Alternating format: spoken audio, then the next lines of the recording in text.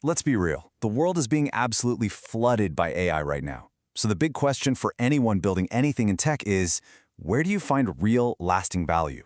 Well, today, we're going to map out the 5 pillars that can anchor your business on solid bedrock, not sinking sand. Let's dive in. And this is the most important question you can ask yourself right now. Are you on solid ground? Or is your entire business built on sand?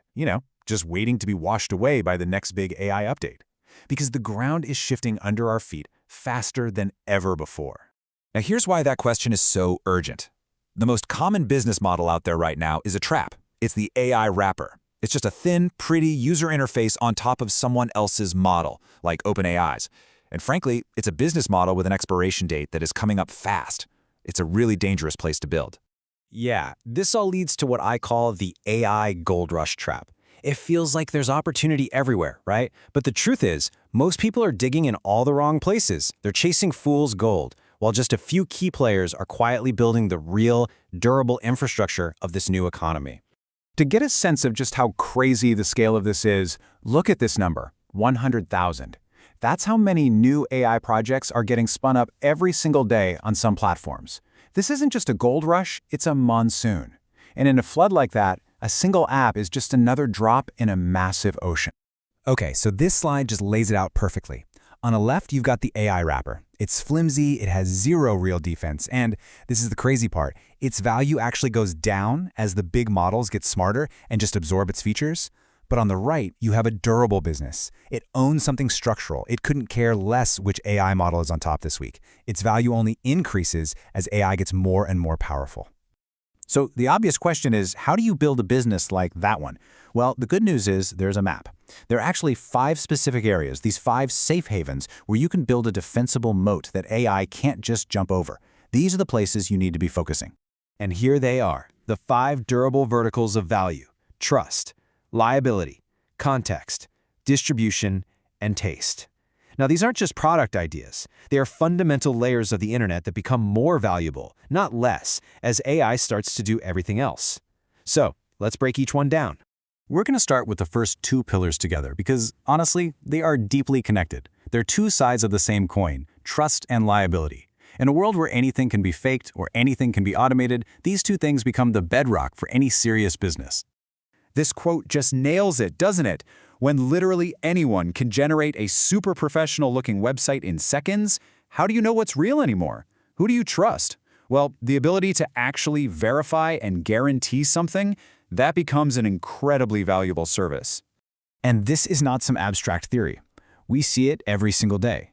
You know that little Powered by Stripe logo? That's not a feature, it's a trust signal. Shopify isn't just a website builder, it's a verified, safe place to shop. Apple's App Store review? It's all about curating safety. And in the AI era, the demand for these trust layers is about to go through the roof. Now, let's talk about the other side of that coin, liability. So, let's imagine an AI gives you some terrible financial advice and you lose all your savings. Who's on the hook for that? Or, let's take it up a notch. An AI medical app completely misses a critical diagnosis. Who is responsible for that catastrophic error? Because I can promise you, the AI did it is not an answer that's going to work in the real world. And here's the key takeaway. Liability is the business of selling accountability. A lawyer, a doctor, a financial advisor, they aren't just selling their expertise, they're selling a promise that they will stand behind their work. That is a fundamentally human role, and it creates a powerful, non-negotiable layer of value that AI just can't touch. Okay, let's move on to our next 2 pillars. We've talked about the guardians of safety. Now let's look at the owners of information and attention. That's context and distribution. You know, a general AI model is kind of like a brilliant intern on their first day at the job. It has tons of raw intelligence, but absolutely no idea what's actually going on inside your business.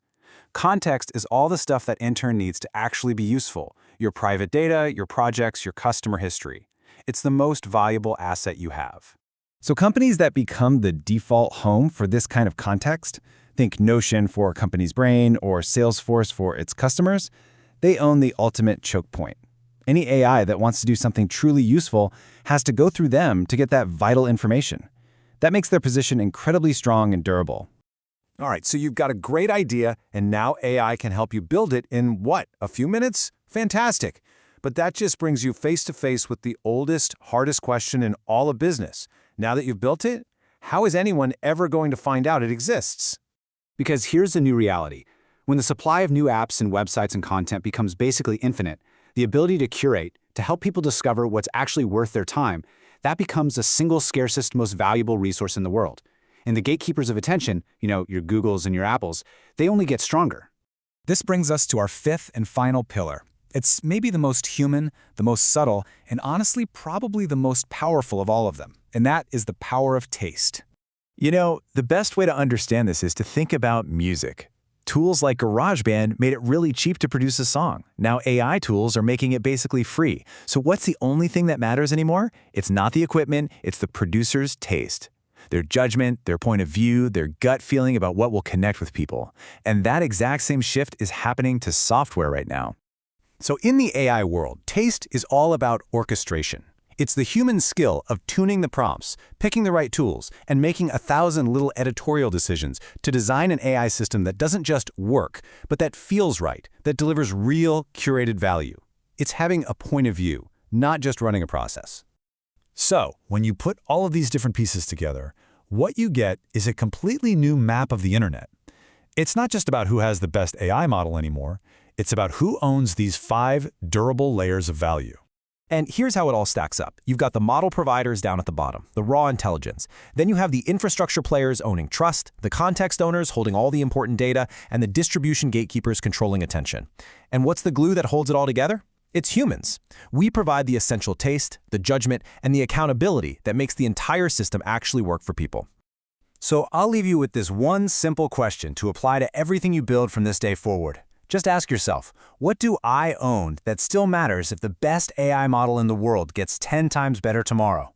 If that question makes you obsolete, you're building on sand. But if it makes you even more valuable, then you're building on bedrock. And that is where you're going to find the future.